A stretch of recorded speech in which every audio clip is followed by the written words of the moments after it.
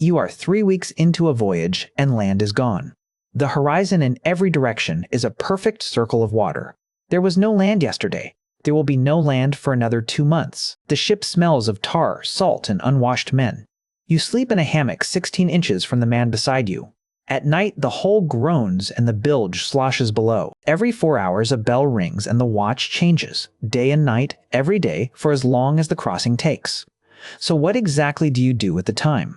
Before you picture scurvy-ridden sailors staring at an empty horizon, consider this.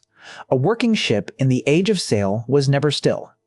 There were lines to splice, sails to repair, decks to scrub, rigging to inspect. On an 18th century Royal Navy frigate, the bilge pumps needed to run constantly just to keep pace with what the sea pushed in through the hull. If you were idle, a petty officer found something for you. But between watches, in those long afternoons when the wind dropped and the ocean lay flat as pewter, sailors had hours to fill.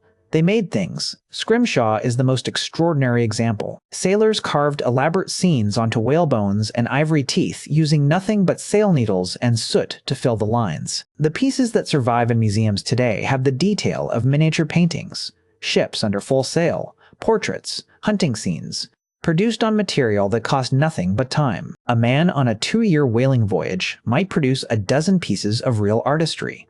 They tied knots for no reason at all. There are decorative hitches invented by sailors that serve no function on any ship anywhere. You tied them because the result was beautiful and because your hands needed occupation. A perfect Turk's head fender was something to show at port. They tattooed each other. The practice spread rapidly after Cook's voyages brought Polynesian tattooing to European sailors. An anchor meant you had crossed the Atlantic. A swallow meant 5,000 miles sailed. A dragon meant you had been to China. Sailors wore their professional record on their skin. They sang. Sea shanties were not nostalgic folk songs. They were work songs, timed precisely to physical tasks. Short drag shanties for quick hauling, long drag shanties for sustained effort. The rhythm was the point. A good shantyman could determine whether a crew pulled together or fell apart, and they gossiped constantly. 300 men in a hull 40 meters long with 4 meters of headroom. You learned everything about your shipmates within a fortnight. You knew whose wife had been unfaithful and who owed money on land. The ship was a village that could not spread out. It was also a place where you might die slowly and horribly. Scurvy killed more sailors than storms or battles across the entire age of sail. The disease crept up quietly. Fatigue first, then gums that bled, then old wounds reopening as the body's ability to produce collagen collapsed. A ship 3 months from port could lose a third of its crew before anyone recognized what was happening. In 1747, the Scottish physician James Lind divided 12 scurvy-stricken sailors into 6 pairs and gave each a different treatment. The pair who received oranges and lemons recovered in 6 days. The others deteriorated. Lind published his findings in 1753. The British Navy waited until 1795 to act on them.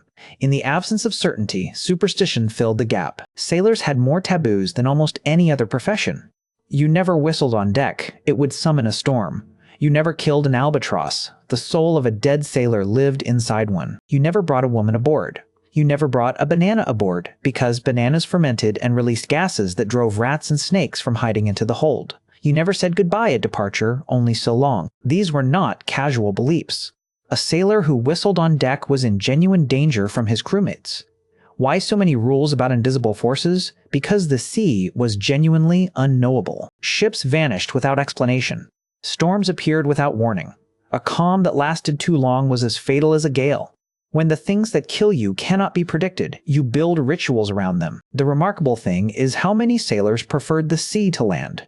They re-enlisted rather than stay home. They struggled to readjust to life ashore, where the hours were unstructured and the community was loose and unreliable. At sea, your place was clear, your duty was clear. The ship needed you, or it sank. There was no ambiguity in that, now you know.